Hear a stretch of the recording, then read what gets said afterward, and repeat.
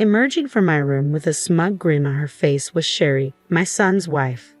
"Oh, thank you," I replied. I had just cleaned my room a few days ago, but maybe it still looked messy to someone else. I decided to just thank her for now. Sherry never lifts a finger around the house. She's always snarky and throws tantrums when things don't go her way, so her cleaning my room, that's suspicious to say the least. "I don't know what you're up to, but it won't work," I muttered quietly, making sure Sherry, who was watching TV at high volume, couldn't hear me. Then I went back to my chores. I've put up with a lot from her, and my patience is wearing thin. I've warned her before, but if she continues to act this way, she'll have to face the consequences. My name is Lara, and I'm 73 years old. I met my husband, Frank, at a social event. We were both shy at first, but now we enjoy our evening coffee chats. After we got married, I became pregnant with our son, George. Frank was thrilled and helped me with chores, even though he was clumsy. Once George moved out for work, our lively home became quiet and we felt a bit lonely. Then George brought home Sherry, his then girlfriend.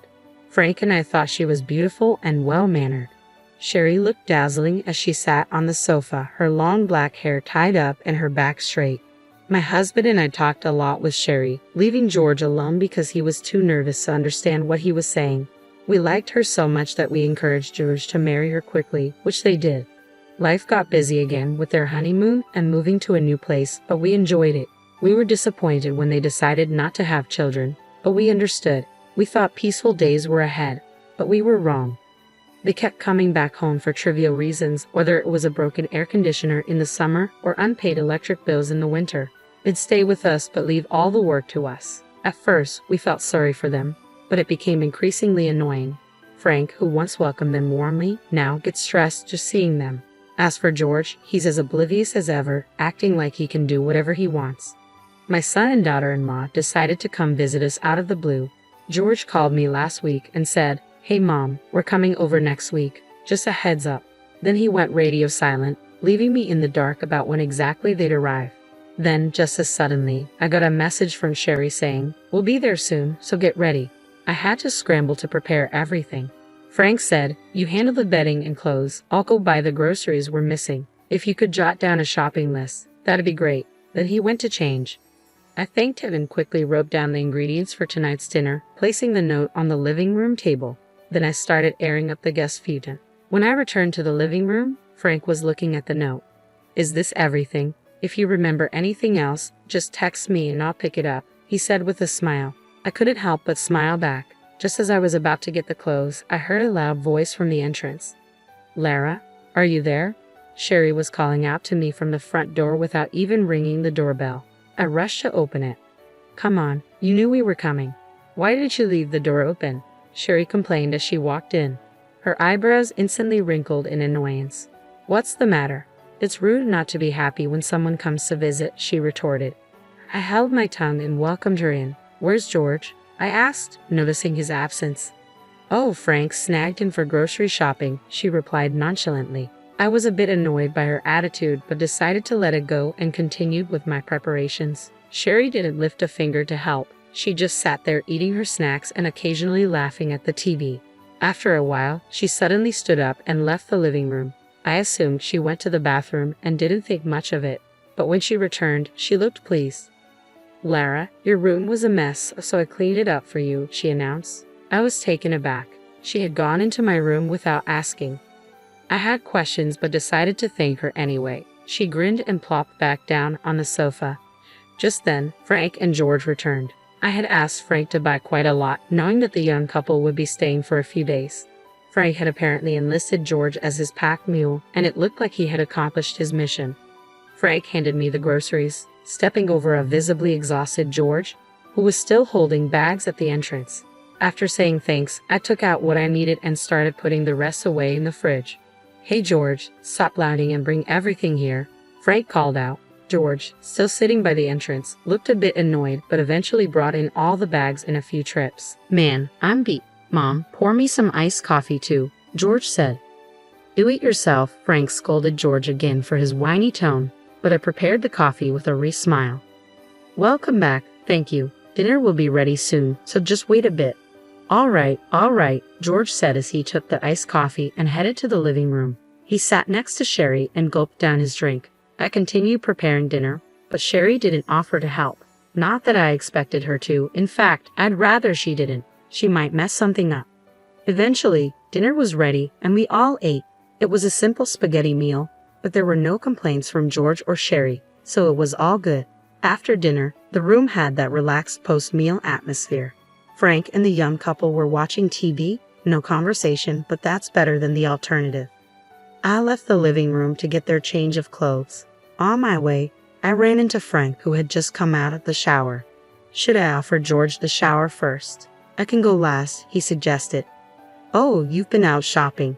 I can't make you wait, I replied, laughing as I entered the living room to find George dozing off. George, don't sleep here. Go take a shower. Stop nagging, George replied listlessly. I placed his change of clothes on him and handed Sherry hers. Sherry took the clothes but quickly pushed them back with a frown. I liked the ones I wore before. These aren't as nice, she complained. I was taken aback by Sherry's complaint, but arguing would only escalate things. Oh, is that so? Wait a moment, I said, heading to look for the other clothes. George, uninterested in the whole affair, yawned and headed to the shower. While searching, Frank popped his head in. Do you know where my golf balls are? Aren't they next to the closet where you usually hang your coat and bag? I can't find them, he replied. Puzzled, I watched Frank leave and then returned to Sherry with the new clothes. Ah, this is it. You get what you pay for, she said, satisfied with the replacement. I had bought the clothes when Sherry and I went shopping, specifically for when they stayed over. Sherry had insisted on something expensive, and I had given in. I'll shower next. I don't want to go after an old person, Sherry said, just as I was about to retort. Frank returned, looking concerned. Still can't find them. Sherry, do you know where the bag of golf balls next to the coat closet is? Frank, seemingly at a loss after searching everywhere, decided to ask around, not expecting much of an answer. What he got was a shock. I have no idea what you're talking about. Are you accusing me of stealing? That's terrible. How could you suspect me? Sherry's loud denial left me stunned. Frank tried to explain it was a misunderstanding, but an irate Sherry wouldn't hear it. George, freshly showered, returned, and we all tried to calm her down, but she stormed off to the shower room, still in a bad mood. The living room fell silent, filled with tension. What just happened? George asked, noting that it was rare for Sherry to be this flustered. But why did she really get so angry? I couldn't help but suspect Sherry based on her usual behavior. Come on, Dad, apologize. You're practically accusing her, George said.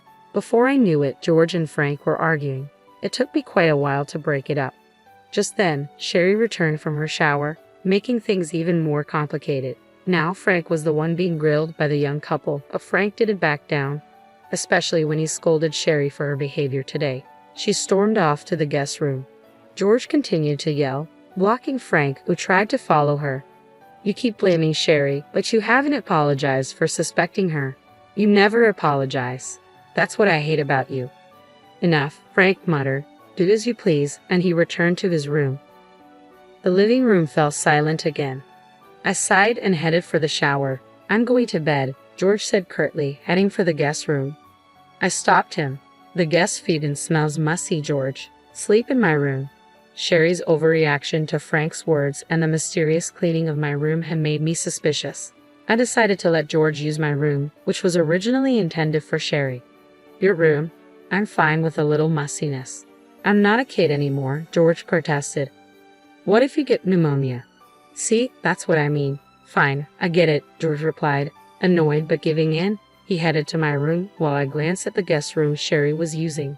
She wouldn't know about this exchange, being in a bad mood. If nothing was wrong, that was fine. I planned to prepare the guest room for George tomorrow. George opened the door to my room and went in. Whoa, what they? I heard George scream and rushed to my room, flinging open the half-closed door. I turned on the light and was speechless. George was in the room, clutching his leg in pain, surrounded by a scattering of golf balls. The golf balls Frank had been looking for were strewn all over my room. In the pitch-black room, George must have stepped on them. Of course he did. Who would ever think there'd be golf balls scattered all over the room? George lost his balance, stepping on one. and tried to regain it, but ended up putting his weight in the wrong place and fell hard. He was clutching his leg and whimpering, tears streaming down his face. Hearing the commotion, both Frank and Sherry came out of their rooms. Frank peered into the room from behind me and said, "What's going on here?" He tried to help George up, but also tripped on a golf ball and almost fell, just like George. I turned around. There stood Sherry, pale as a ghost and trembling. Why is this happening? This is Lara's room." Her voice was so soft it was almost drowned out by Frank's urgent questioning of George. "Yes, this is my room. Speaking of which, Sherry, you cleaned this room today, didn't you?" At my words, Frank and George turned to look at her. Sherry took a step back, flustered. "Did you see these golf balls when you cleaned?" I asked gently. Sherry just stood there, shaking. "Sherry, do you know anything about these golf balls?" Still, Sherry remained silent. "Hey, Sherry, what's going on? Answer me," George demanded, his patience wearing thin despite his obvious pain. I didn't know you'd be coming into this room," Sherry finally said, backing away and shaking her head. Frank muttered, "We have no choice but to call an ambulance and the police." At those words, Sherry collapsed on the spot, sobbing. I immediately called an ambulance and the police, then checked on George. He was sitting, clutching his leg, struggling to breathe, his face red with anger. He answered my questions, but his eyes were filled with rage toward Sherry. Eventually, the ambulance arrived, and I accompanied George to the hospital. After an examination, it was determined that George had fractured the top of his foot and would need to be hospitalized. By the time we got to the hospital, his foot was swollen and bruised, almost too painful to look at. The nurses and doctors advised reporting the incident to the police, clearly displeased with the situation. I agreed and stepped out to call Frank. He answered and informed me that the police had arrived and were currently taking statements. The call was then handed over to the police officer, who expressed a desire to hear the full story later, to which I agreed. According to Frank, Sherry was just sitting on the floor, unresponsive to anyone or anything. After hanging up, I returned to George's hospital room, received instructions for his hospital stay, and decided to go home to gather some essentials. When I arrived back home, there was a crowd gathered around, making it difficult to get inside. Finally, inside, Sherry immediately started to lash out. "Why wasn't it you? Why did George go into that room? If you had gone in, none of this would have happened to George." Breaking free from the police officer's restraint, Sherry lunged at me. "It should have been you. You're already old. If you had fallen, this house and this land would have been mine." Despite efforts from Frank and the police, Sherry continued spewing hateful words with a ferocity that felt like she could physically harm me. She was eventually pulled away and arrested. Suddenly silent, as if a switch had been flipped, she was escorted out of the house by the police, drawing the attention of many onlookers. Left behind, Frank and I stood there stunned, watching the whole sequence of events unfold. We were snapped back to reality by the police officer. I briefly answered their questions and then headed back to the hospital with the essentials George needed. When I arrived at his hospital room, no nurses or doctors were around. Upon hearing about the situation at home, George, who had momentarily forgotten about his severe injuries, started to make a commotion. A nurse rushed in, and together we managed to calm him down. "I've been suspicious of her for a while," George began. "The way she sometimes looks at Mom bothers me. I've been meaning to say something." Despite his words, I had never sensed any such concern from George before, nor did it seem like he had noticed anything alarming. He always avoided getting involved in troublesome matters. This time seemed no different. Utterly exasperated, George continued, "Hey, Mom, I've been thinking for a while now." His voice lowered, and I asked him curiously what was on his mind. "I'm thinking of breaking up with Sherry," George confessed. His sudden revelation surprised me, but given everything that had happened, it didn't seem unreasonable. "I don't know how Sherry acts when it's just her and me, but her behavior during visits has been terrible. She acts as if she's entitled to special treatment, refuses to help out, and throws tantrums if things don't go her way," George explained. "We've never liked her, but we never thought about forcing me to divorce her. We've never been fans of her behavior, that's for sure, but that doesn't mean we ever considered pushing me to divorce her. We never asked you were frank about Sherry, and it felt wrong to even consider it. After all, I'm an adult and it's not your place to meddle in my marriage," George said. Frank and I have even talked about staying out of it if George doesn't say anything. But now George is coming to us for advice on divorce. I was at a loss for words. Mom, she's always been so harsh with you, and she's been rude to Dad too. I can't take it anymore, George exclaimed. It was then that I felt something was off. Sure, Sherry had never hidden her disdain for me, she didn't even try. I assumed she acted the same way when it was just her and George. However, she was indifferent to Frank. Frank is a gentle soul, but not much of a talker. He has a stern face, which is probably why I rarely saw them talking since they got married. So it felt odd when she got flustered after Frank asked about the golf ball incident. She usually gave cold replies, but this time she raised her voice. Do I have to pay alimony if we divorce? And there are hospital bills too. Can you help, Mom? George asked suddenly. That's when it clicked. George had been trying to butter me up for this very reason.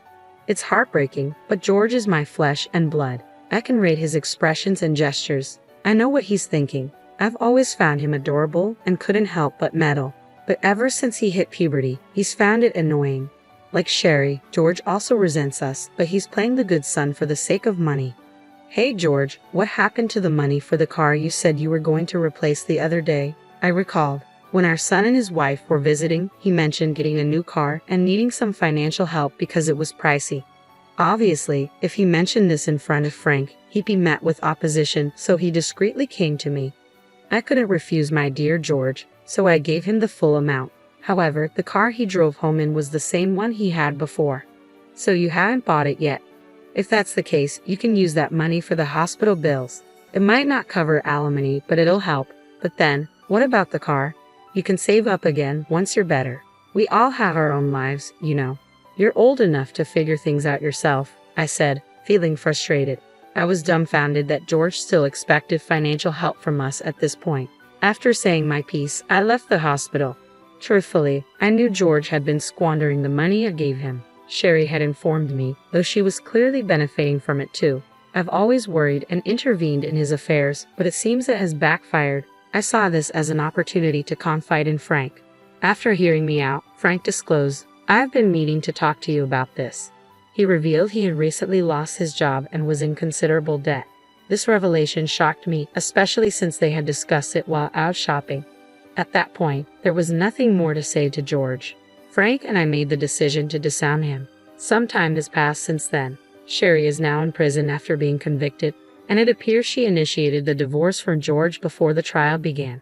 Later, I heard it was because George had started withholding money from her until he stopped altogether. This revelation left me horrified, especially knowing what she did in my room, hoping it would bring her more money. As for George, he seemed to embrace the idea of divorce when Sherry suggested it, ultimately agreeing. He isn't burdened much by alimony, but is drowning in the debt he created. Of course, the money for the car had long been squandered. We covered his hospital bills, but he's diligently working to pay off his other debts. It's a pathetic situation, but it's the consequence of his lifelong dependency. I hope he learns from this. As for Frank and me, the money we had been giving George actually came from Frank.